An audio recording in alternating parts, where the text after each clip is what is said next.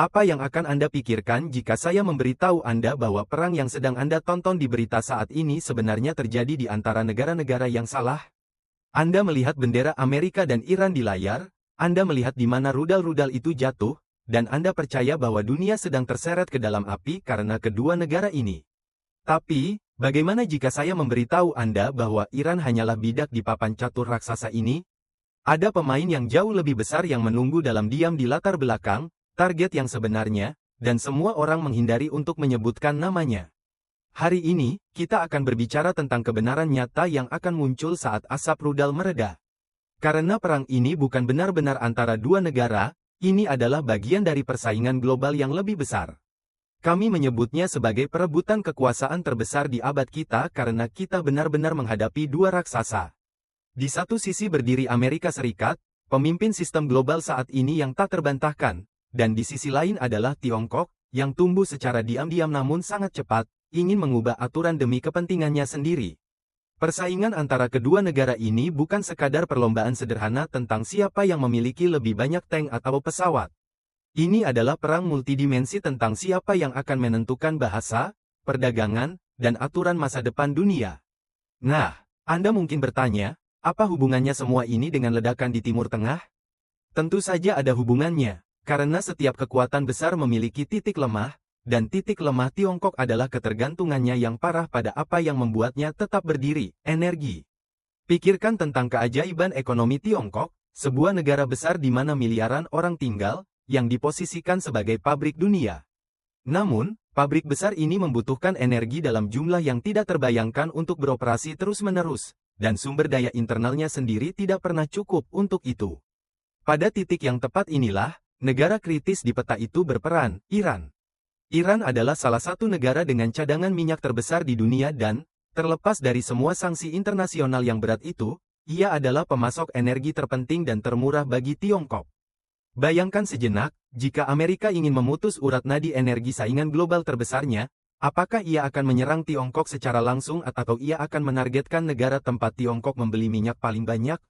Siapapun yang mengendalikan energi, ia tidak hanya mengendalikan sumur minyak tetapi juga ekonomi masif yang berputar di sekitar energi tersebut. Geografi tempat transfer energi vital ini terjadi membuat segalanya menjadi lebih tegang.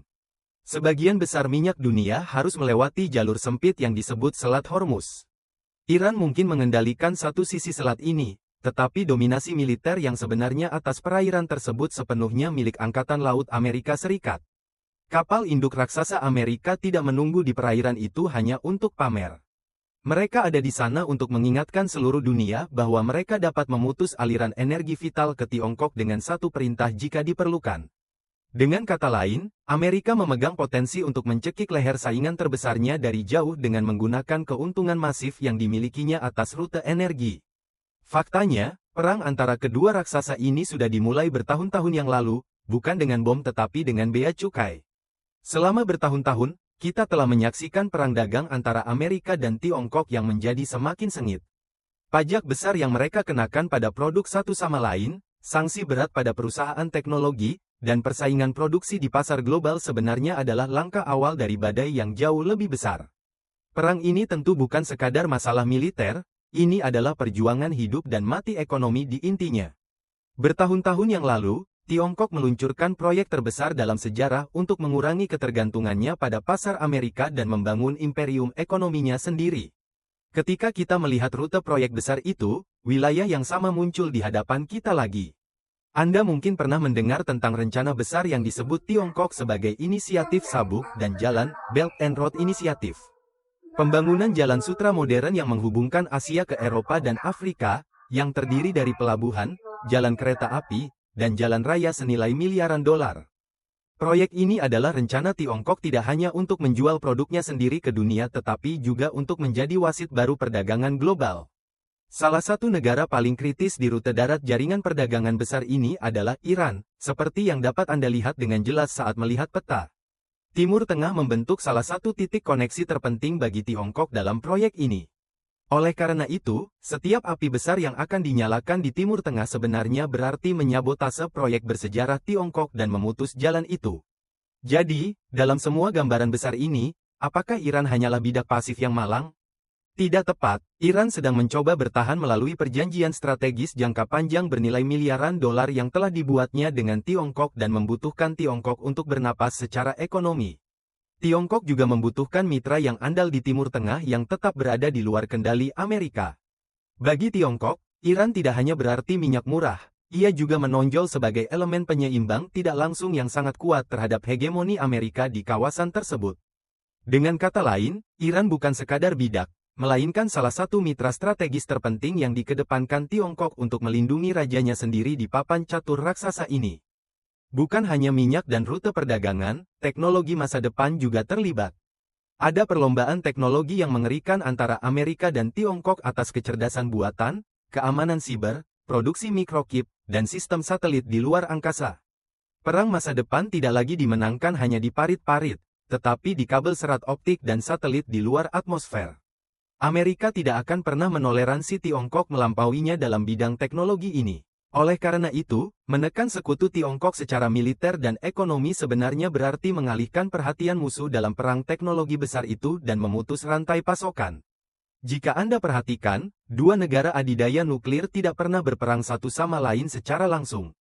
Tentara Amerika dan Tiongkok tidak pernah bertatap muka dan menembakkan peluru satu sama lain karena itu akan berarti akhir dari seluruh planet. Sebaliknya, mereka menggunakan metode yang sangat kita kenal dari masa lalu, perang proksi. Kekuatan besar menghindari pertempuran secara langsung dan melakukan persaingan mereka melalui negara ketiga. Serangan, sanksi, atau operasi militer terhadap Iran adalah contoh paling jelas dari perjuangan tidak langsung ini. Karena Amerika tidak dapat memukul Tiongkok secara langsung, ia mengirimkan pesan yang sangat menyakitkan kepadanya dengan menargetkan salah satu mitra paling kritisnya di dunia. Lalu bagaimana Tiongkok menanggapi strategi agresif ini?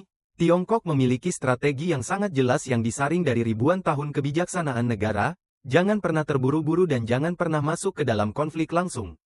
Alih-alih menggunakan kekuatan militernya sebagai pajangan, Tiongkok memprioritaskan pertumbuhan ekonomi secara diam-diam.